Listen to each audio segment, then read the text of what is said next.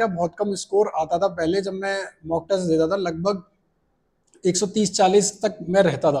उसके बाद मैं 180 से नीचे उतरा ही नहीं। लगातार 3 सीजीएल में एसएससी सीजीएल 2023 में सिर्फ और सिर्फ 1 महीने का टाइम बचा है।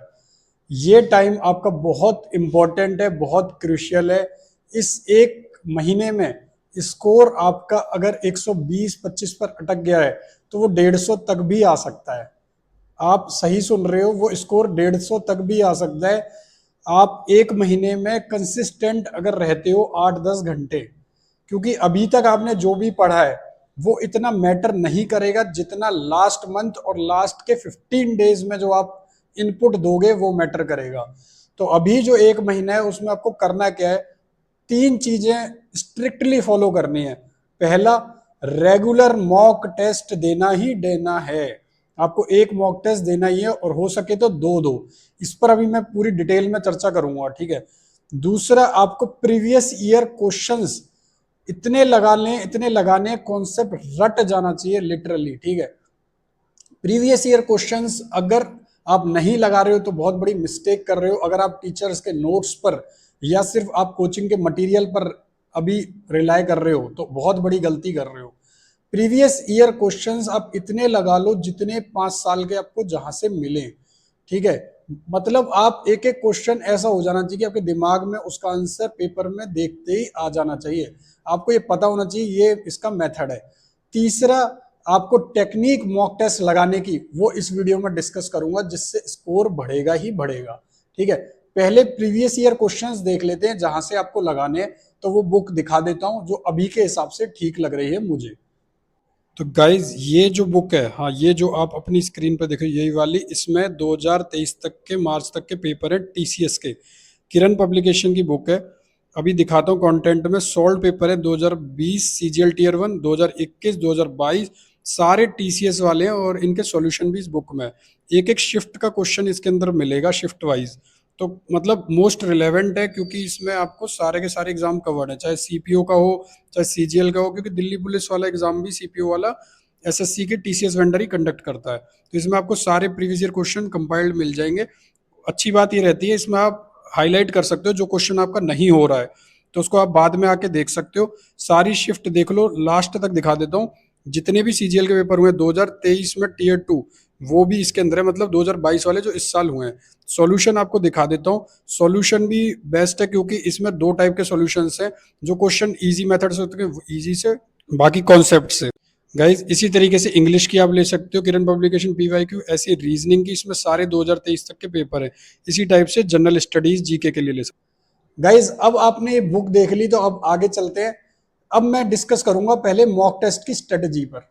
मॉक टेस्ट जो आपको लगाने हैं वो कैसे लगाने हैं, इसका सबसे अच्छा तरीका बता रहा हूं जो मैंने फॉलो किया था और मेरा बहुत कम स्कोर आता था पहले जब मैं मॉक टेस्ट देता था। लगभग 130-40 तक मैं रहता था। उसके बाद मैं 180 से नीचे उतरा ही नहीं, लगातार 3 सीजीएल में प्रीलिम्स में। तो उसका रीजन क्या था कि मेरे मॉक टेस्ट करने की जो अटेम्प्ट करने के क्वेश्चंस को जो तरीका था वो बदल दिया था मैंने। और मैंने भी कहीं पर ऐसी कोई वीडियो देख ली थी भूले भटके जिससे मुझे ये चीज पता चल गई थी, ठीक है।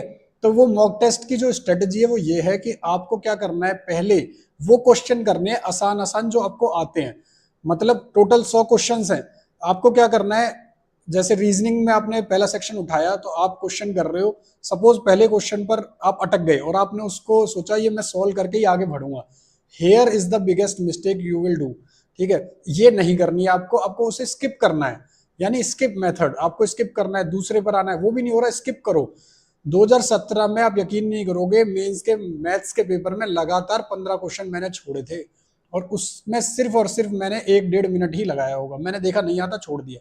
माइंड को पता होना चाहिए, जैसे प्रीवियस ईयर क्वेश्चन का मैंने बताया, देखते ही पता चल जाएगा तो उसे छोड़ दो। जो आपने नहीं पढ़ा या आपकी नॉलेज से बाहर का है उसे छोड़ो।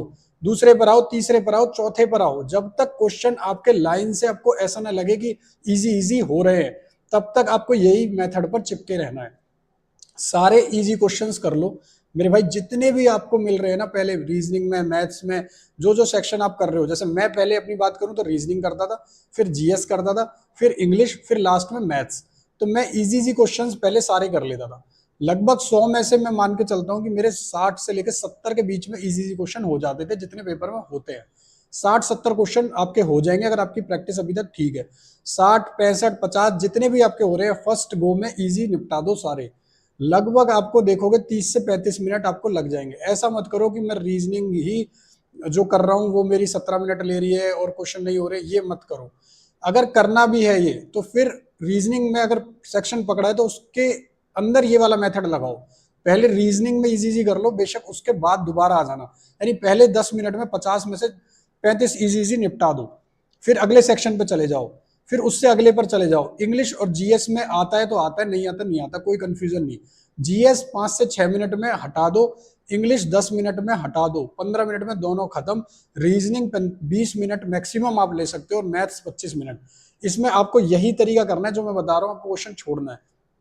अब जब सेकंड राउंड में आओगे आप, तो वो क्वेश्चन जो थोड़े कैलकुलेटिव है, डुएबल है, आप कर सकते हो, उनको आपको अटेम्प्ट करना है। तो उसे कैसे अटेम्प्ट करना है आपको, उसमें आपको चेक करना है कि ये वाला क्वेश्चन इतना टाइम लेगा। आप जैसे क्वेश्चन छोड़ के गए थे, जल्दी से दूसरा देखना है, आपको लगता है हाँ आप ये कर लोगे 1 मिनट में, तो उसे करना है। ऐसा नहीं कोई क्वेश्चन आपको पता है कि बोट एंड स्ट्रीम का उसमें 1-1.5 मिनट लगेगा, कोई और है उसमें 50 सेकंड लगेंगे, तो पहले 50 वाला करना है।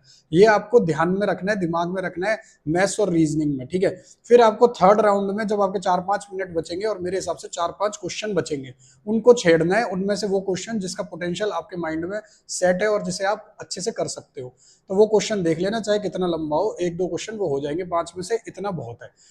अगर मैं बात करूं इस बार जो पेपर में आपको नंबर स्कोर करने पड़ेंगे, तो भाई इस बार ना पेपर जो है मतलब आएगा वैसा ही जैसा पहले है, बट क्योंकि वैकेंसीज कम है तो इस बार मान के चलो जो 115-16 पिछली बार कट ऑफ थी वो 140 से नीचे नहीं रुकेगी। इस बार वैकेंसीज कम है तो एटलीस्ट आपका टारगेट स्कोर 140 मिनिमम होना चाहिए। मैं रिएटरेट कर रहा हूँ, मैं बार बार ये चीजें बोलता हूँ, पिछली वीडियोस में बोलता था, बच्चों ने सीरियसली नहीं लिया था। कंप्यूटर में मैंने बहुत बोला था कि 27-30 कट ऑफ जाएगी और उतना करके चलो, उतना लेके चलते तो उनका सिलेक्शन हो जाता जो कंप्यूटर में रह गए थे। कंप्यूटर की बादी बाद में आएगी, उसको भी टेंशन मत लो, मेंस का है, प्रीलिम्स पे फोकस करो। जो बच्चे क्वालिफाई नहीं कर पाएंगे, आपको टारगेट करना है मिनिमम स्कोर 140। आप अगर मॉक टेस्ट में उससे ऊपर आ रहे हैं और कंसिस्टेंटली आ रहे हैं आपके 140 प्लस, तभी आप थोड़ा सा रिलैक्स हो सकते हो, वरना जान लगा दो, एक की जगह 2 मॉक टेस्ट दो, ठीक है।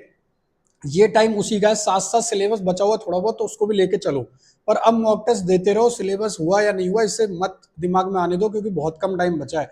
50 मॉक टेस्ट आपको 30 दिन में लगा डालने हैं, यानी एक दिन में आप लगभग 2 मॉक टेस्ट दो। बीच में किसी दिन अगर आपकी कोई रिवीजन हो रही है तो वो कर लेना, बाकी एक दिन में 2 मॉक टेस्ट से चीजें रुकना नहीं चाहिए। उसकी एनालिसिस करने में आधा घंटे से 1 घंटा भी लग जाए तो करो। पहले वही क्वेश्चन करो जो लास्ट डे मॉक टेस्ट में गलत हुए हैं। यानी आज मैंने अगर 2 मॉक टेस्ट किए हैं तो अगले दिन मैं इनको देखूंगा दोबारा से, चाहे मैंने आज इनकी एनालिसिस कर ली, बट फिर भी मैं मैथ्स के क्वेश्चन देखूंगा। मुझे क्वेश्चंस दिमाग में चाहिए, वो ये बैठा लेना, वहां देखते ही होना चाहिए, वहां टाइम नहीं मिलेगा, नर्वस हो जाओगे वरना। तो ये आपको मॉक टेस्ट का तरीका अपनाना है जो मैं बता के चल रहा हूँ, ठीक है। इस टाइम पर बहुत इंपॉर्टेंट है। और अपने जो क्वेश्चंस आपको ऐसा लग रहा है बार बार में भी गलत हो रहे हैं, उनको एक डायरी में नोट डाउन कर लो। जैसे मेरे पास भी एक डायरी है इस टाइप की, तो मैं इसमें नोट डाउन कर लेता हूँ, ठीक है। जो भी कुछ ऐसी चीज होती है आप लिख भी सकते हो कि आज आपको 2 मॉक टेस्ट करने हैं, इस टाइप की डायरी में आपको ये रिवाइज करना है, आपको ये करना है। तो ऐसे आप अपना शेड्यूल बना लो डे का कि आज आपको क्या करना है, उस पर टिक करते जाओ। ये इंपॉर्टेंट है, ये चीजें आप फॉलो करोगे तो लाइफ में जो है सिस्टमेटिकली आगे बढ़ोगे, ठीक है। कोई भी चीज टूटनी नहीं चाहिए, फ्लो के अंदर से आप स्टेप बाय स्टेप चलो। आपने जो पैटर्न सेट किया उसी को आप फॉलो करते रहना। तो यानी आपको प्रीवियस ईयर क्वेश्चंस करने हैं, उसको तो आपको छोड़ना ही नहीं है। कुछ नया बिल्कुल मत पढ़ो, किसी टीचर की कोई ट्रिक मत देखो, ये टाइम वो है ही नहीं। किसी किताब में से वोकैब मत रटो, सिर्फ और सिर्फ प्रीवियस ईयर क्वेश्चन। इंग्लिश में सिर्फ और सिर्फ एमबी पब्लिकेशन इस टाइम देखने वाली चीज है। और जीके और जो आपकी करंट अफेयर है सिर्फ उसको देखो। करंट अफेयर जहां से मिले वो कम है, आपको अपनी कॉपी में बनाते जाओ, लिखते जाओ, जो जो पॉइंट आपको लग रहा है ना इंपॉर्टेंट है वो लिखते जाओ। ऐसी स्टैटिक में कहीं पर भी कोई पॉइंट मत छोड़ो। स्टैटिक में जो क्वेश्चंस आ रहे हैं, जो पीडीएफ्स आपको मिली हुई हैं या प्रीवियस ईयर में जो क्वेश्चन है, उनके जैसे क्वेश्चंस को लिखते जाओ। टेलीग्राम एसएससी कोर 1 2 3 पर हम चीजें और शेयर कर देंगे जो भी हमारी रिलेटेड है। ग्रुप प्रिपरेशन का बना हुआ है, टारगेट वहां दिए जा रहे हैं, उसमें भी मॉक की रिवीजन दे रहे हैं हम। और एक मॉक तो देना ही है, 2 अब तो मैं ये बोलूंगा 2 मॉक टेस्ट। 2 मॉक टेस्ट दो, लगभग 3 से 4 घंटे मॉक टेस्ट में लगाओ, 2 घंटे करंट अफेयर स्टैटिक जीके में लगाओ और थ्योरेटिकल को रिवाइज करो लूसेंट में से। वोकैब वगैरह मत करो, एमबी की पब्लिकेशन में से रिवीजन चलने दो पूरी इंग्लिश की 1-1.5 घंटा, जितने भी आपके हैं उसी के अंदर जो आए हुए हैं वो करो, ठीक है, कंपाइल्ड वाले। और मैथ के अंदर तो भाई बिल्कुल भी अब कुछ नया मत छेड़ना, जो कॉन्सेप्ट बेस बना है उसी को रिवाइज करते जाओ। तो ये करोगे डेफिनेटली सही स्कोर आ जाएगा लास्ट 30 दिन में, डेफिनेटली बढ़ेगा, 100% बढ़ेगा। My best wishes to you, thank you so much.